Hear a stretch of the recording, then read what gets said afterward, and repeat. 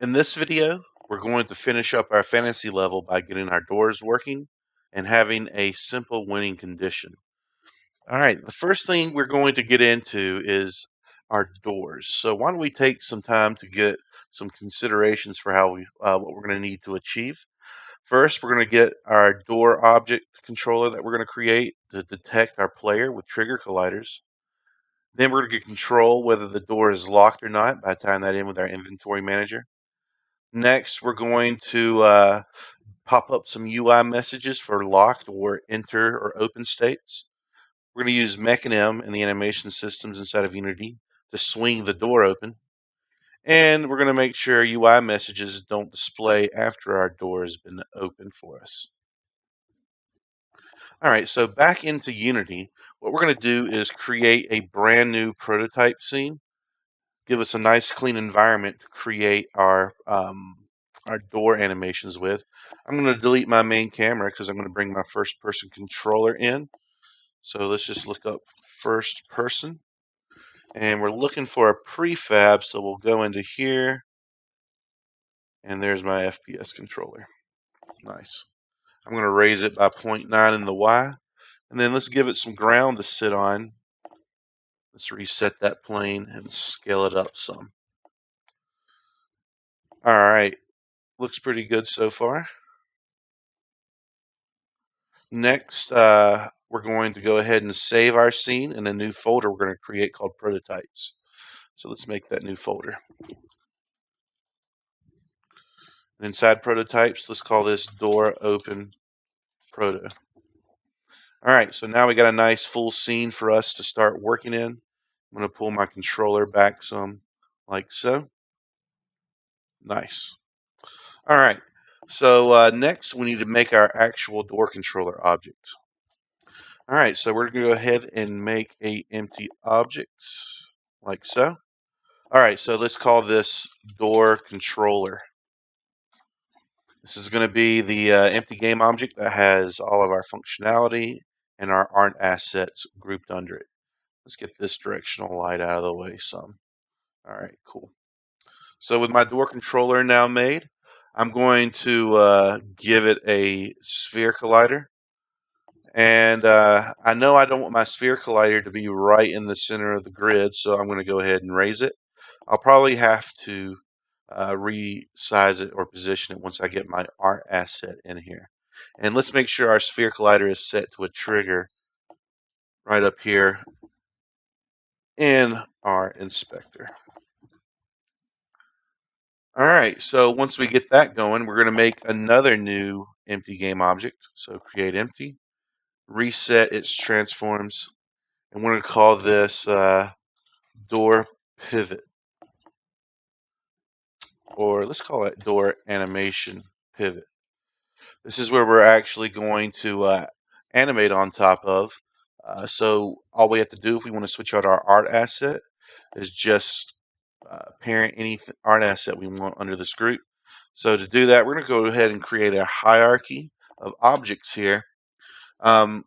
Nice. Now I'm going to actually find a door art asset. So let's do a search for doors.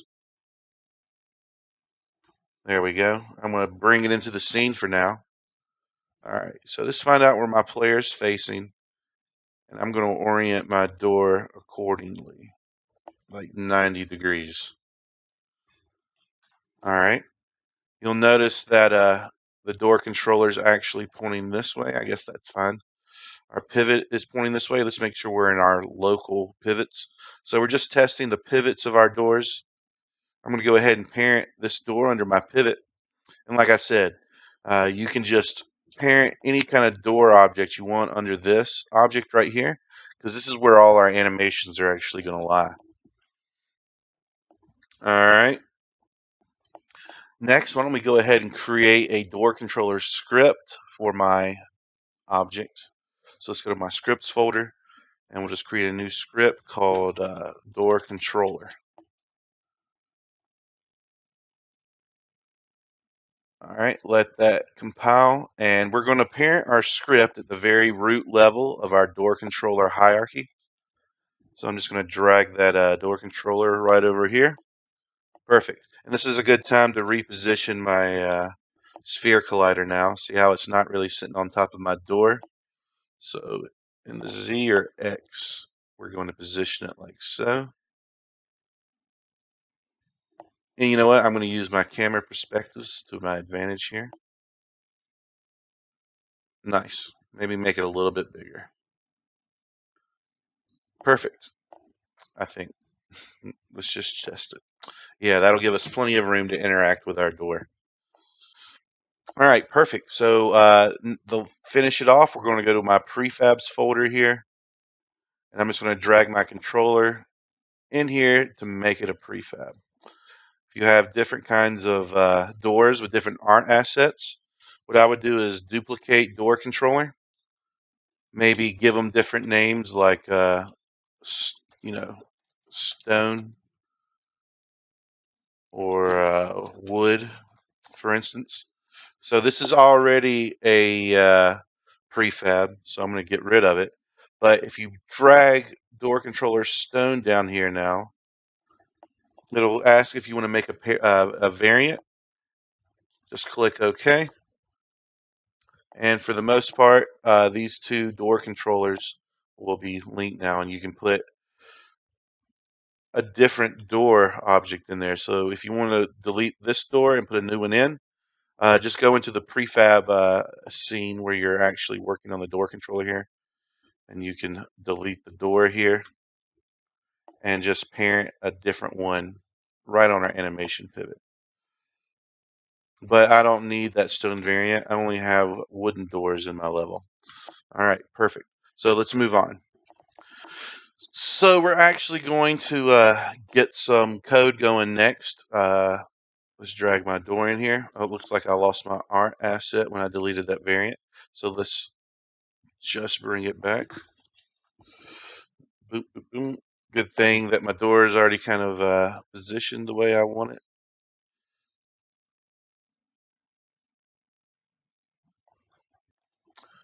So we're going to go ahead and open up my door controller script. And while that opens, let's double check and make sure my first person controller in Unity is set to a tag of player.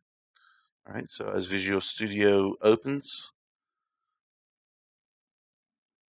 first person controller untagged, let's set it to player so we can detect the player. All right, so here's my code for my door controller. Why don't we get into it? All right, so we're just going to start out by making some on or void on trigger, enter,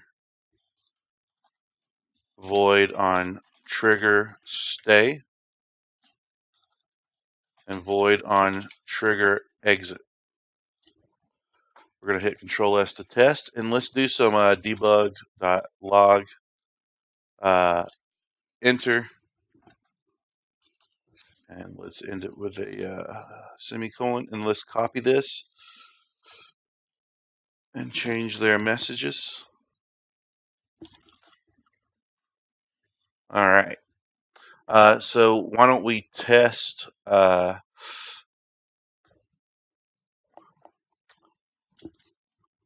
let's put a conditional statement to test if it's the player. If other dot game object dot compare tag is set to player, then we're going to do this code right here. We only want to check for our player's presence.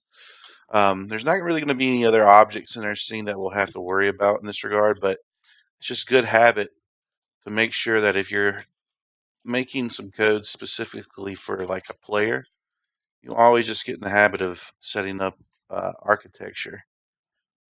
That doesn't get it confused from other players, even if you don't really have to. At least I think so. GameObject.compare tag.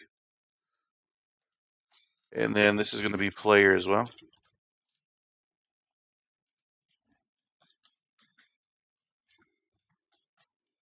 Which is a nightmare. Just kidding. All right, perfect. So now my door controller should detect if I'm inside and give me the appropriate console messages down here. So let's go ahead and test our debugs. And I'm going to collapse the code so it doesn't just get washed out with a bunch of stays. We'll pause and unmaximize on play. And then when we go back in, enter, stay, and then we get an exit. Perfect. Next, we're going to go to our door controller script we just made, and inside my stay function, we're going to detect if the player has pressed a button. All right, so we're going to add an ampersand to this value as well. We're going to say and input.get key down with a key code. E is pretty popular for like inventory or interaction type commands. So with this extra little conditional statement, we'll only trigger the code inside of our onTrigger stay if we press the E key. So let's test that as well. All right. So I've entered. Notice I don't have a stay message. 1 stay, 2 stay, 3 stay, and then an exit. Perfect. So that is proof positive that whenever I enter my door space, when I press a button, I can trigger a door animation. So it's time now to get our door animated and opening. All right, so let's do that. We got a little bit of setup to do first. First thing I'm going to do is create a new animations folder. And inside of it, I'm going to navigate. And then, this is the most key thing, let's have our door animation pivot object selected this entire process. You'll see me go back up here and reselect it a few times. That is very important that we do that. So what we're going to do is we're going to go to our window, animation, animation, okay? And see how my door animation pivot still selected? With it still selected, we're going to create a new animation. Let's call this door open. All right, nice. So now we have a new clip, and we're going to go in here and add a property to animate. And what we want to animate is our rotational transforms. So we'll just add that in. And before we get animating, let's look and see what creating that clip did in my Unity scene. All right, so I'm going to dock my animation down here next to my project window. So we're going to take a look at my animations folder. So it created automatically when I had my pivot object selected, it created an animation controller or an animator called door animation pivot, and it created a clip called door open. It also went up here and applied my animator component to my animation pivot right here. And this is what's going to drive my animation and connect it to my Mechadim state machine. All right, so all we're going to do next is just animate my door opening. We're going to do a very simple animation. All right, we're just going to grab my rotational handle, and notice how my empty game object really aligns with the corner of my door here. So that's going to be a great pivot to animate from. To start animating, you simply just press the record button. You see my timeline turns red. And now any kind of action or move you make will make a keyframe. Or I think at event, you can just press this add keyframe right there to start off with. And then I'm going to, in my time slider, drag inside the numbers here, inside the measuring tape. Let's drag all the way to that end. And let's just open the door, rotate the door open a little bit.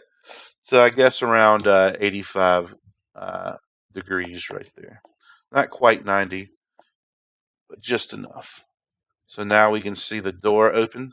And feel free to put a little razzmatazz on it, like a little creaky, shaky door opening. But once you're happy with it, you just press the record button again. And it saves the clip pretty much until you press the record button again and go in and animate it. Like if you want to add that little creakety creak, you can do something like this and just add a little bit of a a buck there. There we go. So I'm done again. So I'll just press the animation button again. And we're basically done except for one thing. Let's select my door open clip now, right here in my animation folder. And inside my inspector, let's uncheck loop time. We just want this animation to fire once and be done. So now that I actually have the clip and the keyframes finished, we're going to double click on my animator object right here, or asset. And when you double click on that, it's going to open up the animator mechanism window. Okay, this is where we set our states. All right, so just follow along and look and see what I do. Uh, we're going to create a new state by right-clicking in empty space. Call it empty. Let's select it and let's give it a name over here in my inspector. Let's call this idle. All right. What we're going to do is we're going to create an idle state with no animations attached to it. And we're going to make that our default state by right-clicking on it and set layer as our default state. So as when the scene opens or starts, this entry point will point towards an idle state where our door doesn't do anything. Next, we're going to create a Boolean trigger over here in our left-hand window. So we have our layers tab and our parameters. We're going to go to our parameters tab, select this plus button, and create a new Boolean called door open, no spaces, capitalized. Very important you remember the exact spelling and spacing of your variable because we're going to be calling it in our code as a string. All right, so after I make my Boolean, we're going to make a transition by right-clicking on my idle and then clicking to my door open clip. That was already put in my animator window because it was the clip that actually created it. So if you find that your clip's not there, all you got to do is just go into your project window and drag in your clips to the animator window. So again, let's make a transition by right-clicking and clicking on my door open. So this little Boolean right here that we can click on and off, it's going to drive the transition from idle to door open. So if we click the arrow, we can see over here we have a conditions box. We're going to click it and make sure it says door open. When that says true, then we'll trigger our transition into my door open animation. All right, perfect. So let's jump back over to our code and get the functionality ready. So when we press our input E, we can trigger that animation. All right. So what we have to do to get access to that animator window we were just working in is we got to create a public animator variable, and let's just call it lowercase animator. This will be my access variable into that animator component. And let's go ahead and make a public bool that says door is opened. And this is what we'll use to tell the UI message to display or not to display after the door has been opened. All right, so let's minimize this. And we have to do one thing after making those new variables. If I go to my door controller object over here in my inspector, then we can see now I have a new two new variables, and animator is missing its variable. So what we'll do is we'll just grab the object in my hierarchy, my pivot that has my animator component.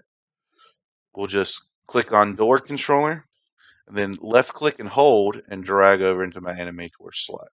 That's how we'll assign this variable. Now would be a good time to save my scene. And now I can go back into the code. And now we can use this variable as access into my animation clips and transitions. All right, so what we're going to do is set my door open trigger boolean I made to true whenever we press this tag. So we'll replace debug with animator. Let's get rid of that semicolon. Animator dot set bool. So this is a function of my animator component. And which boolean do we want to set? Door open, no spaces, uppercase. And after the quotations, we're going to make it turn into a true boolean right there. All right. And then after we swing our door open, we're going to say door opened equals true. Perfect. So now when our door opens, we should be able to see the animation, and we'll see our door opened set to true. So that's compiled. Let's go to our scene view so we can see my controller walking into it. We'll select my door controller, so we'll see my Boolean check yes, and the door swing open. Nice. All right. So that really is all there is to getting our door to open. But we're not done yet. We need to add a few more things to it. But before we can, let's go ahead and make this door controller an updated prefab. So if you've been working in this prototype scene, you might need to update your prefab to basically have all those animation changes we've done. So with your door controller selected, let's go to our inspector to our override prefabs area and just apply all the overrides we've done or all the changes we've made. All right, so that should update our door controller. Let's just save our prototype scene just to be safe. And now why don't we populate my scenes with the door controller. All right, so the first thing I'm going to do is go in and delete the doors that were standing open because I'm going to replace them with my new door prefabs. All right, so after I've deleted those doors, I'm just going to drag in my new door controller prefab like so. And we're going to just change its pivot point or its rotation and just place it right in there like so. So I'm going to do my best to kind of position them where there's no seams, so right in the middle. Perfect. And luckily this door is basically the same thing, just need to make sure I get it lined up in the door sill. Alright, so let's save this scene and let's go into my other shop scene. We'll do the same thing here. We'll get rid of that door. We'll get rid of that door, and I have 3 doors in this scene. We'll get rid of that door. All right, same thing. Bring in our prefab door controller. I'm going to use my vertex snap to get it there most of the way, and then go in and really just position it.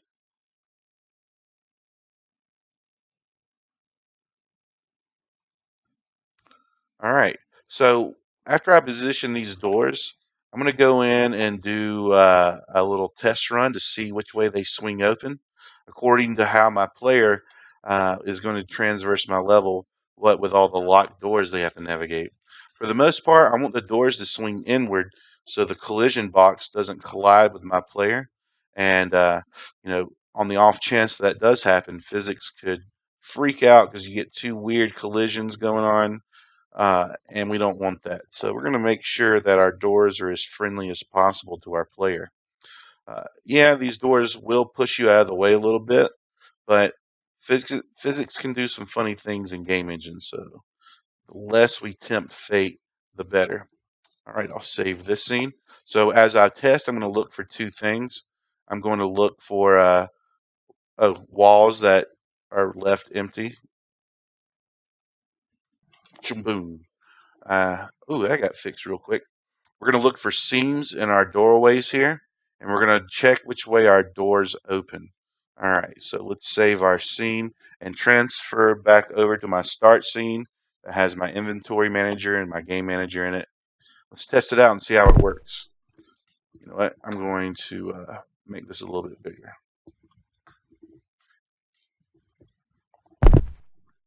All right. All right, so I want the player to first walk out this way, so I'm going to add a negative scale to this door to reverse its orientation so it swings open this way. And then the player will walk out this way. All right, maybe I want to do a negative scale in this direction because I want the door to slam against this wall. What is this going to do? I need to scale that back. Need to scale that in the reverse direction there. So all of them pretty much need to get fixed for the most part. All right, so how are we going to do that? Well, I'm going to go to my doors now, and we're going to make sure that my pivots are set to local, or my transforms. And we're just going to look and see which way our arrows are pointed. So my Z is pointed this way, and I want to kind of flip it on that direction. So I'll do a -1 in the Z for my transform. We'll do that same thing here. I want the doors to kind of open the opposite way into my scenes. There we go. We don't want to change the side the hinge is on, but just the way it swings. So it's very important you know which transforms to catch with that.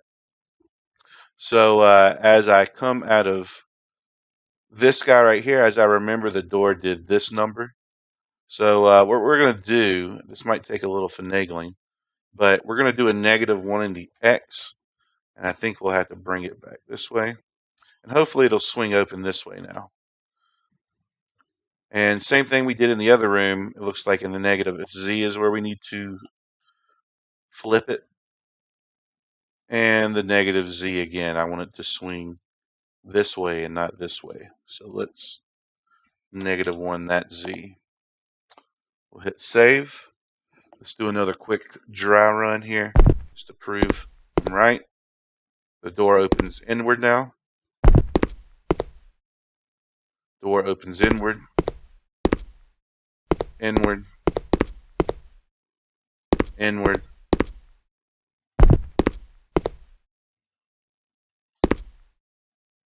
inward. All right, so we got my doors populated. We got them interacting with the E button. Next, we need to worry about how they lock.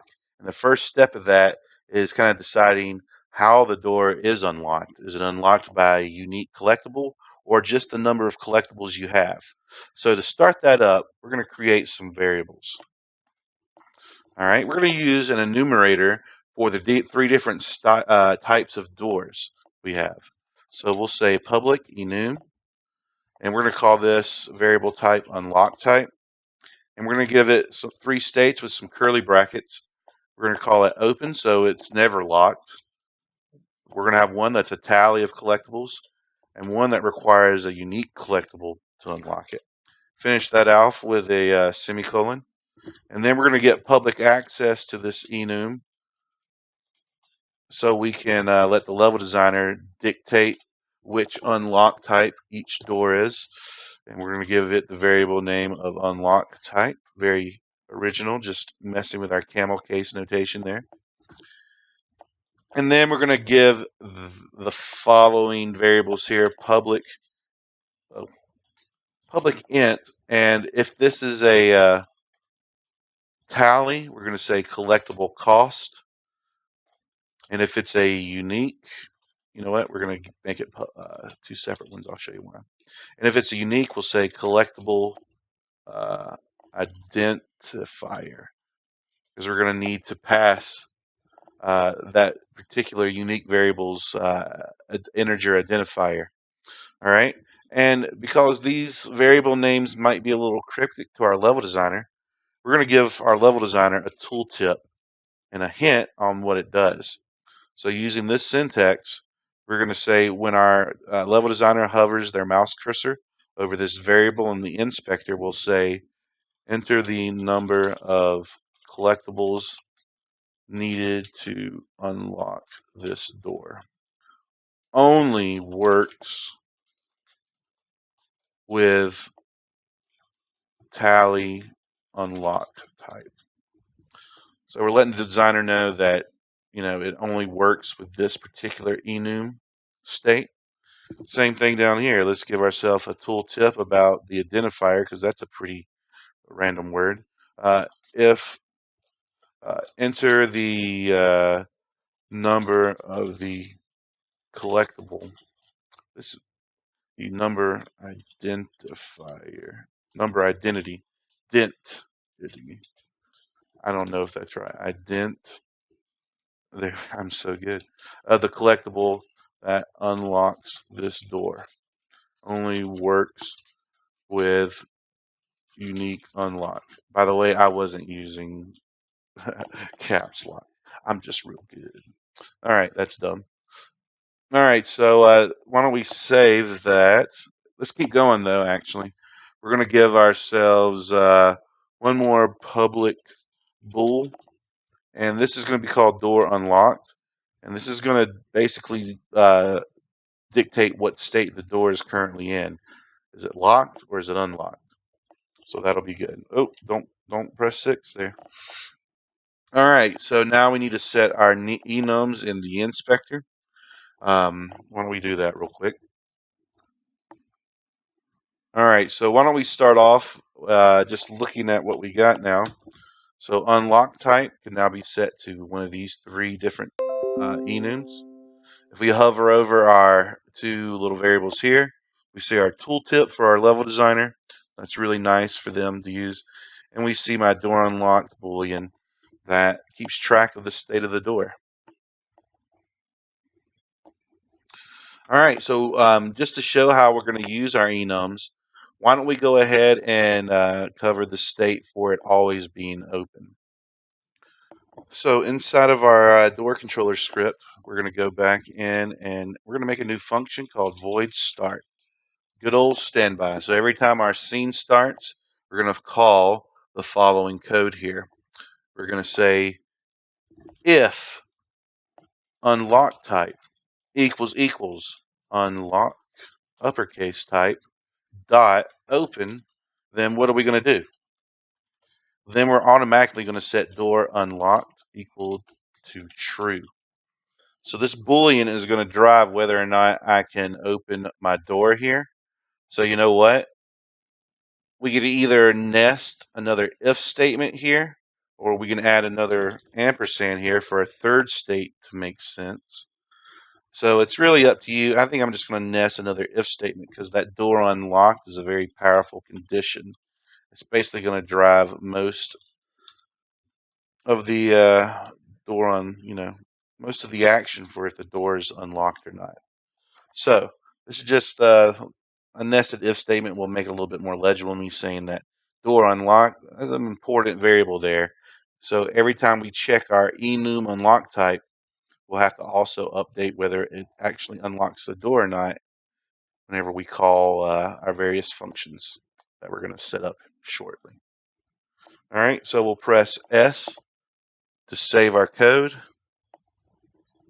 And to test it, what we'll do is we'll set one door as always open and another door in our scene as unique or a tally door.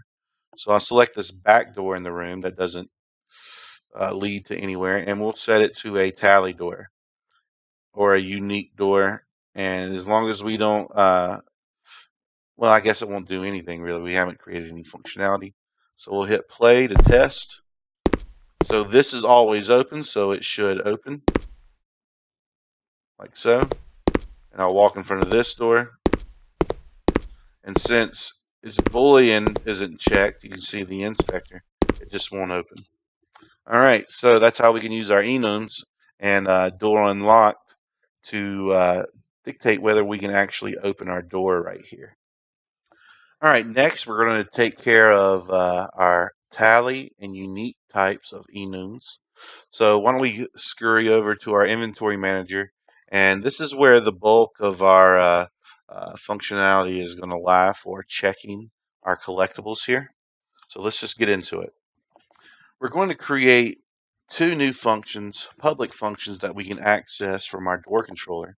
And they're going to be type bool because we're going to return a true or false value that will update door unlocked variable just like we did here when we just automatically set it to true because our door was always going to be open. So let's just build these functions up right now. So it's going to be a public bool, and we'll call it check unique unlocked. And we're going to need to pass in our doors identifier to match up with our collectibles identifier. So we'll call this ident param. All right, and it's still mad because let's check its error code. Not all code paths return a value. So whenever you have a function that is not a void, but maybe a type of variable, you need to have a return statement, and then it's happy, okay? But we're not done with just returning it false. What we want to do is we want to check if the door's identity param that we're passing in matches up with our Boolean array of collected items here. Remember our list that had check marks for which items have been collected or not? We're actually going to use our doors parameter to look at the index of our array here and compare those values to see if it's actually been collected or not. So how do we do that? We're going to say if collected object items, that's items, and then what part of its index? Well, ident param. We're just going to pass in that variable straight into there. And then what about it? Well, if it equals true, then it's been collected. So in this case, we're going to return a value of true because it truly has been collected. And then we'll say else, and then we'll return false. So this is going to look at our Boolean array of collected items in our inventory manager here, and it's going to look at which one, well, whichever identity param we pass in from our door. And if it's set to true, then we're going to return a value of true. And if it's not true, we're going to say false. Let's do the same thing here. It's going to be very similar coding, but for our tally. So we'll say check tally unlocked. And this time we're going to take in a cost param because the door is going to have a cost associated with if it can be unlocked or not. We're going to say if. What are we checking against? Well, we have this int called collectible count. Every time that we interact with a collectible, we update it by 1 or whatever the collectible's value is. So we're going to say collectible count. If the collectible count, what about it, is greater than or equal to the cost param, meaning we have more than what it cost to open the door, then we're going to return true, right? Else, return false. And I'm just going to clean that up real quick, make it some nice. I don't usually like putting parentheses if it's just like one little thing there. All right. All right, so that should work inside of our inventory manager. Next, let's update our door controller to take advantage of these functions we just made. So what we're going to do is we're going to look in anytime we enter the zone of my door, I'm going to check if it's unlocked just once. If I added that functionality in onTriggerStay, it would check every single frame if it was unlocked. Very unnecessary, right? So let's be very optimized coders, and let's just check if the door is unlocked once when we get close to it. So all we're going to do is when we go ahead and get rid of that debug.log message, we're going to say if unlock type, yeah, we're going back to our enums, equals unlock type tally. Then we're going to do something. And then we're going to say else if unlock type equals unlock type unique. And then we're going to do something here. So what exactly are we going to do? Well, we're basically going to have to check to see if our door is unlocked or not. So we're going to make a function call to my inventory manager, right? Remember these two functions we just made? It'll return a Boolean value, true or false. So we're to make sure we get our door unlocked to true or false, we're just going to say, we're going to call our door unlocked variable, and we're going to equal it to our function call in UI Manager. Dot check, what was it? Oh, not our UI Manager. Did I just call UI instead of inventory? I think I did. Yep, not our UI Manager. Our inventory manager dot instance dot check tally unlocked. And remember, it's going to require a parameter. That's why we're going to put our collectible cost parameter in there. So I'm going to do the same thing down here, and I'll explain what these functions are doing. Equals inventory manager dot instance check unique unlocked. This time we need to pass our collectible identifier in there. So what this is doing is we're just kind of taking care of a bunch of things at once. We're setting our door unlocked variable. So when our player gets in here and presses the button, we can actually get to this code to swing our door open. And we're doing that by going to our inventory manager instance and calling our check tally function right there. So we can see right here our check tally function, and it needs a parameter. So we pass in the cost that the door has to open, and then it checks our door cost against how many totable collectibles we have. If we have enough, we return this value. If we don't, we return the false value, and then that automatically just updates our door unlocked value right there. So that's how we can use functions that have a type of Boolean, and that works for stuff like ints, strings, anything like that. So now all we have to do is just save our script and basically go in and design the level with the types of unlocks we have in mind. And then after we do that, we'll test it and then get our UI running as well. So I'm going to walk us through my logic on how I'm going to have my doors lock and unlock. We already know that cheese is everything. It is my collectible and it tastes real good. So what's going to happen is, here's my first door, okay? To get through this door, you're going to have to be forced to collect a cheese. This is kind of like the skill check of the game, where you can't progress until you get the collectible to open the door, and that sets the tone for the whole game, basically.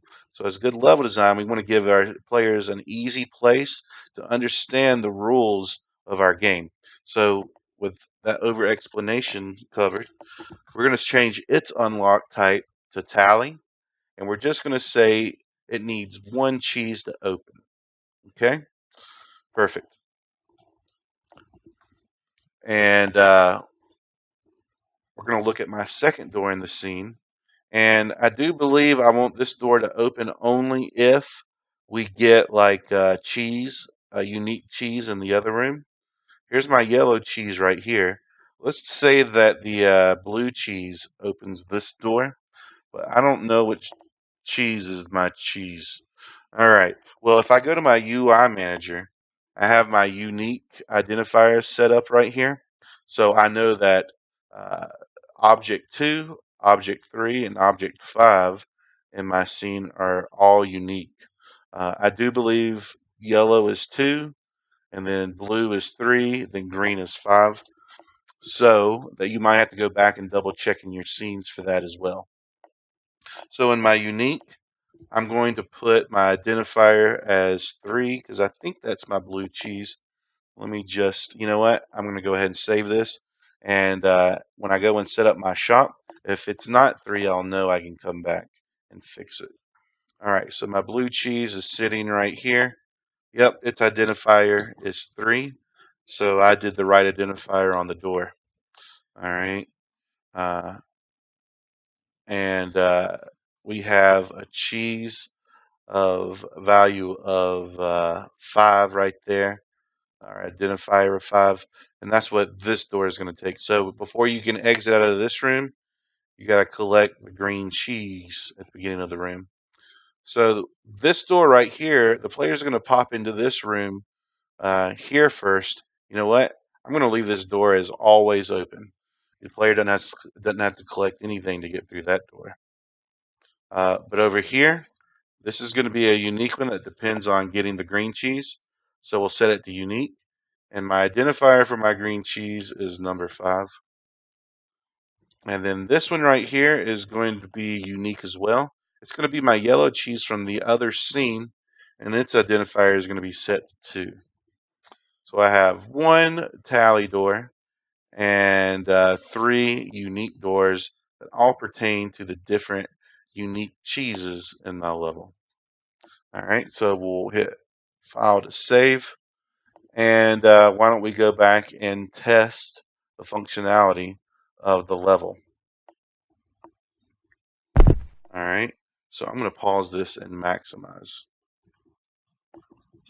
All right, so I'm at this door right here. It's not opening worth anything.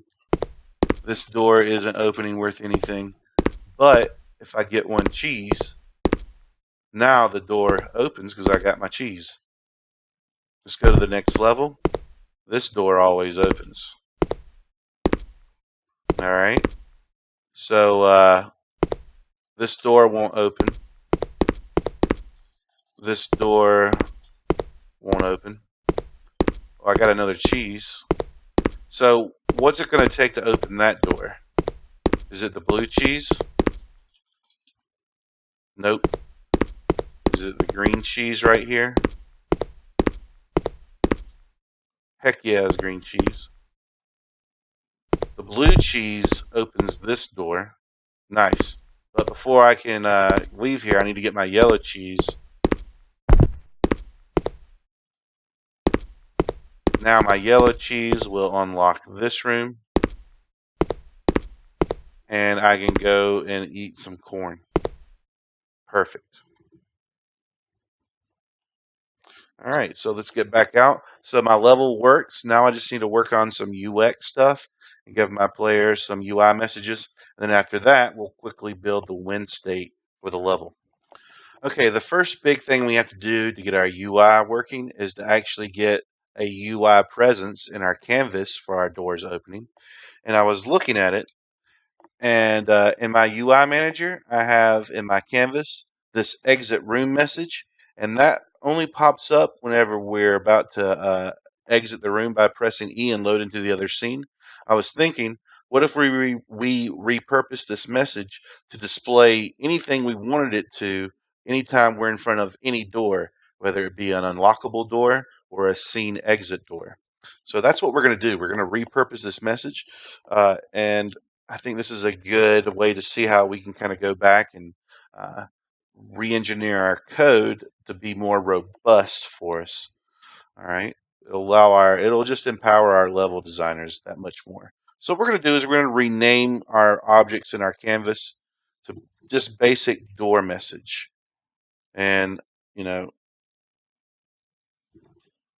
door background or Doro, depending on if you speak Spanish or not. And then we'll call that door text. All right. So now that we have our doors correctly named, that might make it a little less confusing as we touch on our code here. All right.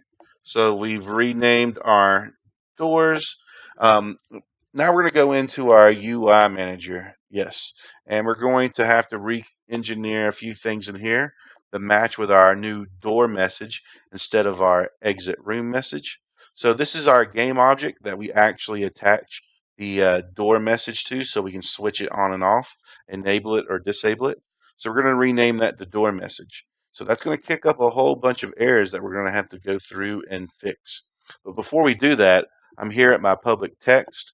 So what we want to do is whenever our door message appears now, we want to be able to feed it any kind of message that our level designer wants. So we're going to have to create a text variable called door text where we can store string messages and display on our door UI. All right, so let's scroll down, and anytime we see set active, true or false, then we know we're just talking about my door message, not my door text, my actual game object that will be set to visible and invisible by set active. So look for that. Don't get confused with door text and door message now. The only time we use door text is whenever oh, you know what? That's important too because now this new show exit message probably needs to be called show door message, right? Hide exit message needs to be called hide door message. And I don't even think we need hide all messages anymore. So let's just get rid of that. All right, so show door message, hide door message. And what we also want to do whenever we show our door message is update the text on our door UI. So we're going to say door text dot text field for that equals, ooh, why don't we make this function accept a string parameter that'll accept any kind of message our level designer wants to send to it. So that means we're going to have to set up a few things there. So we'll call this message param. And we're just going to set our new door text to message param. All right, so a lot of it might be a little confusing right now. We have a bit of work to do in our scene and in our inspectors to set this up, but we still have some errors in our code before it'll compile. So let's keep fixing it. So the next trouble spot we have now is in our exit message. So you can see it's angry about hide exit message and show exit message. That's the old way of thinking. But while we're here, remember how our door message, let's just go ahead and update that. So we're going to say show door message and hide door message. All right, but it's still mad. That's because we need to pass in a parameter to it, because whenever we show our door message, it wants to know, hey, what do you want this door text to be now? It's a robust function. I don't know what to say. Well, that means our exit controllers are going to need a new public variable for our level designers. So it'll be a public string, and we'll call this display message, like that. So now our exit controllers will be able to say whatever we want to whenever we interact with our exit controllers. And show door message, we'll just pass that display message. It's beautiful. That means we'll have to go back and update what our exit controllers say in a second, but, robust. All right, so that should fix all the troublesome code with that revamp. So let's see if we get any more. I think we do. Okay, let's see what it says. Ooh, does not contain something for hide all messages. Yeah, so in GM, yeah, I think we just say, instead of hide all messages, since we deleted that, we just really want to say hide door message. And that should work. So whenever we load into a scene, it'll hide any door message that might still be kind of carried over. All right, perfect. Next, why don't we test? Or actually, before we can test, we got to fix our inspector. So UI Manager now has a few things missing. It's got this new door message object that it needs to set active or false, and it has this new door text thing that needs to get its text updated. So before, our door message is what we turned on and off. So why don't we drag door message into door message. And now we look at our door text. So let's just activate this so we can see what we're working with here. So this door text now, remember how we typed our own code in here? This is blank.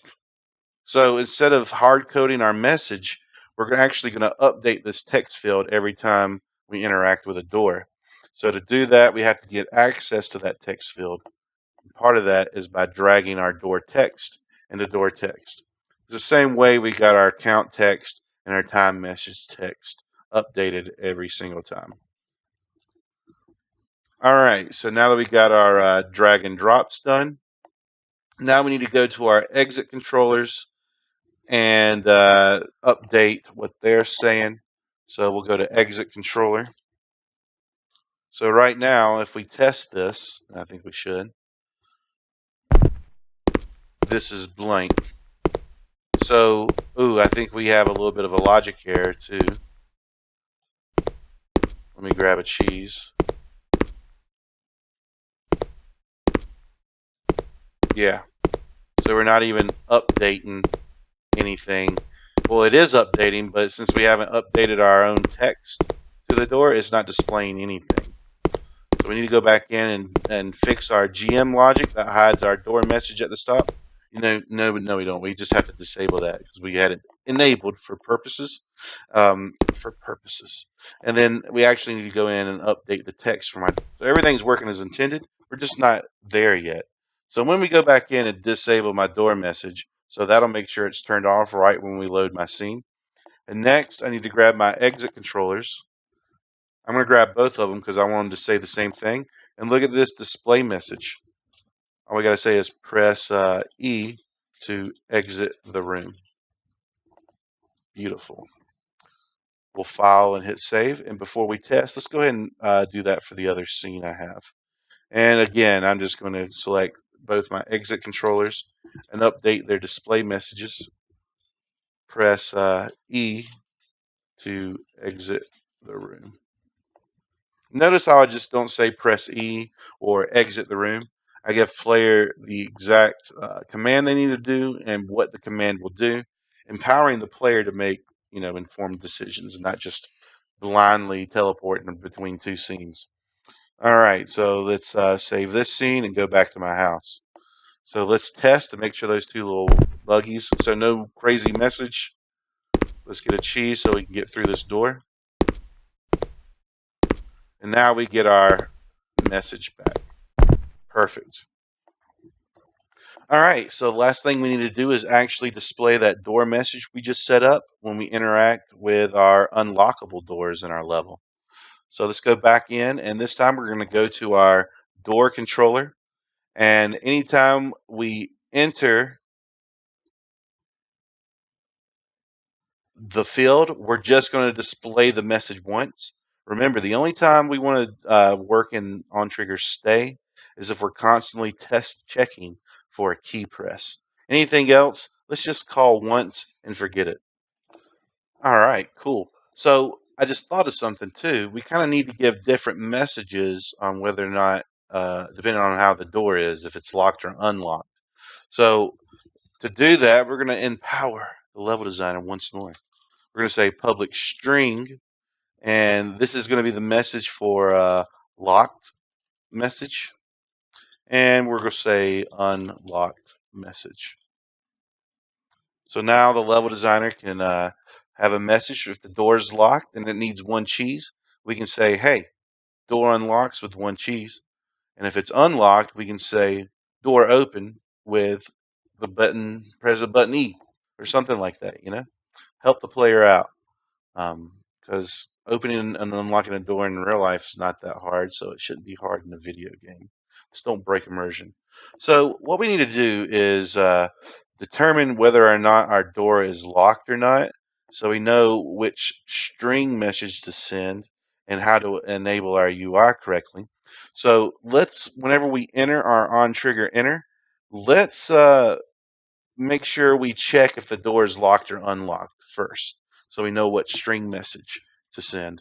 So just because this code is going to be written above it means our door unlocked value will be correctly checked. So we can say if door unlocked equals true, then we'll just say UI manager dot instance dot show door message. It's unlocked, so we'll say unlock message. Else if door unlocked, I'm being a little redundant. I could have just done else, but I'm a literal kind of man. Well, not always, but in coding, I need all the help I can get. Show door message. So same function call, but this time we're going to pass our locked message through. All right. Wow, that's looking pretty good. We get this should pop up our UI message. But we need to do one thing though. It's not going to go away unless we hide it. So, we finally get to use our on-trigger exit.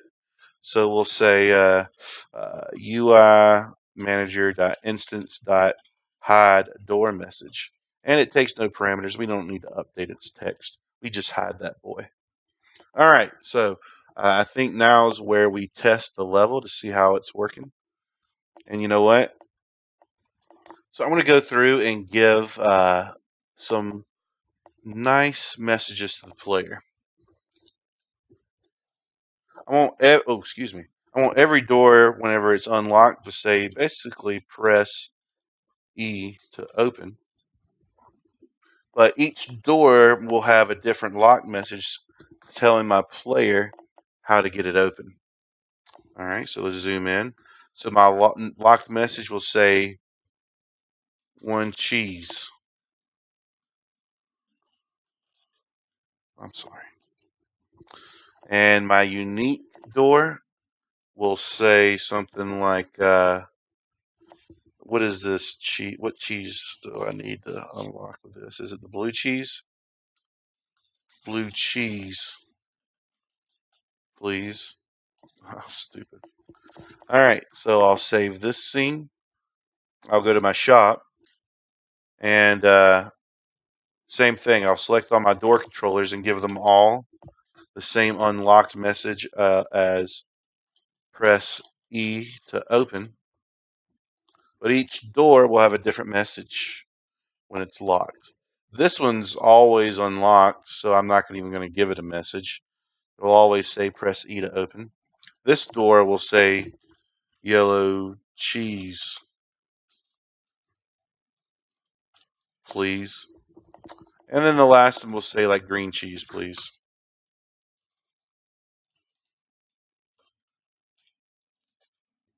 And then I'm just going to really misspell it because I'm tired of typing that stupid thing over and over. All right, let's save it and test this guy. All right, one cheese. Got one cheese. Blue cheese, please. I don't have the blue cheese, so I have to go here. Press E to exit the room. Oh, press E to open. Yellow cheese, please. And then this says green cheese, please. So let's get the green cheese. E to open. See how the message changed once I collected it? And I'll get the blue cheese to open up the door in the next room. Wait. Are we seeing an error here? We're still getting UI messages when we pass through the door. We'll have to fix that. So let's go to the next room. We got the yellow cheese. We got this door opening with our cheese. We still got messages popping up after we open the door. Press E to open. And then here, we'll win.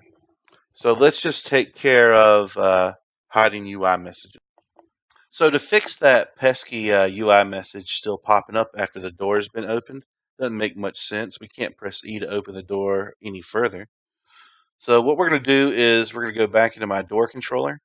And remember how we said if door unlocked equals true, well then, or if door unlocked equals false. What we need to do is before these messages will fire, we're going to check and see if the door has already been opened. And remember whenever we said door opened equals true after we swing it open with our animator?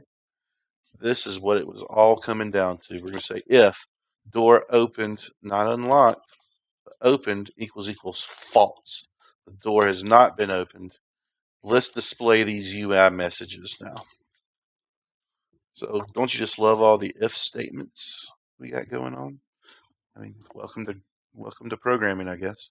So let's just test that real quick to make sure we don't get any weird messages pop up.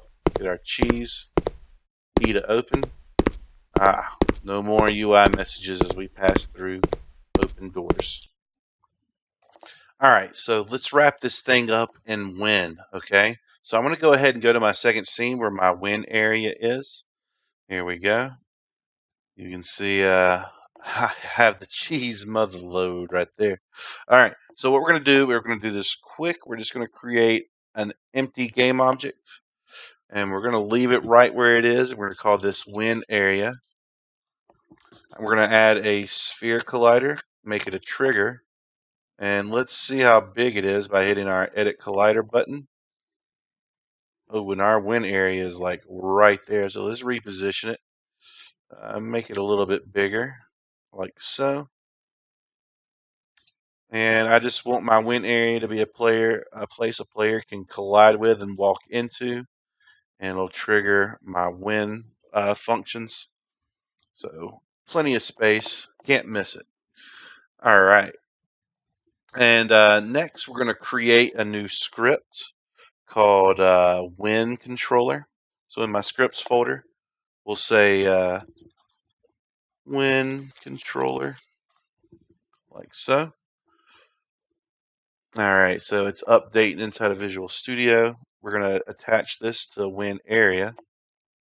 So now I have a sphere collider and a Win controller script. So what we're going to do is we're going to make the following variables: public string Win message and public float Win message time. All right, so that's going to display our win message for us and how long we want to win for, I guess, or see the message, how long we can be in that winning moment. Next, we'll do a void on trigger enter, and what we'll say is if other dot game object dot compare tag to player.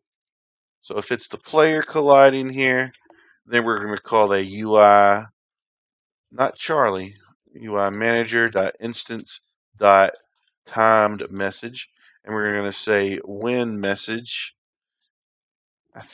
and for how long? Win message time. So what is that? Do I have it backwards? Well, let's check it. So in my UI manager, I have a timed function somewhere. Update collectibles, timed message. So it takes the time first and then the message, the string. So let's go in, and you know what? I have it mixed up, so no sense in having to retype. Let's just do some copy and paste magic. And then, boom. When, okay. Win message time and win message. All right, well, I wasted valuable time there. Awesome. Next, what we're going to do is call a function we are going to make in our game manager. So let's just go ahead and we'll just call it, and then we'll make it one game, and then we'll call this exit game. And I want it to exit the game after a certain amount of time, and that certain amount of time would probably coincide when the message would be displayed at its maximum length. And Unity's pissed because exit game doesn't exist, so let's solve that. All right, so what we're going to do is we're just going to go to our game manager because that's where we kind of decided. And underneath our start position, why don't we make a public void called exit game, and it takes a float time param. And we're just going to use some coroutines to basically delay whenever we exit out of our application. So we're going to say start coroutine, and then we're just going to call this countdown, and we're going to keep passing my time parameter. All right, and let's see, it's mad because, of course, timer param, just time param. But now we actually need to build my coroutine, numerator, and we'll call this countdown. And it's going to take a float time param again. We're just passing that parameter on down the road. Countdown. Let's match those types. All right.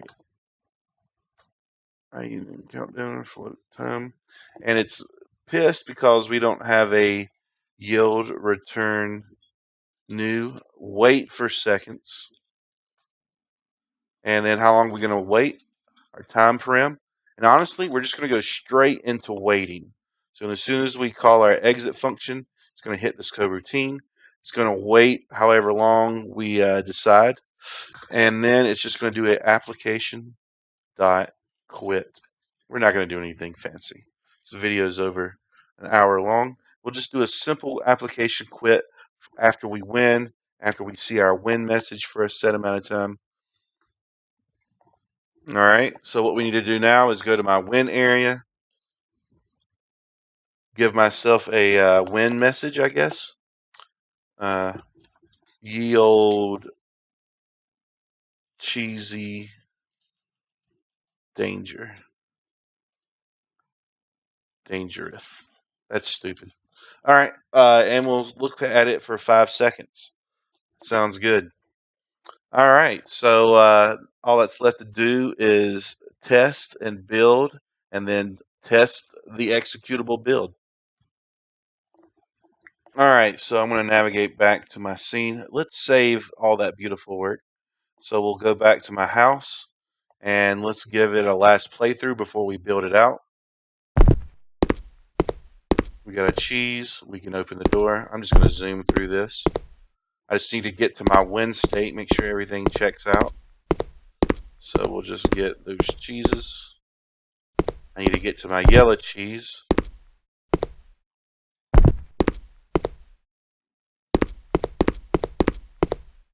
Here we go. Oh, the golden beauty. Yield danger, cheesy, dangerous. That's dumb. Chester would be proud. Of course, we can't exit the application because we're in the Unity. We need to actually be in the build to test that part of it. So why don't we do that? Everything's looking good so far. I'm going to do one more save. So let's go to File and go to Build Settings. Everything can pretty much be standard right now. So let's go to Build. I'm going to build this to my desktop.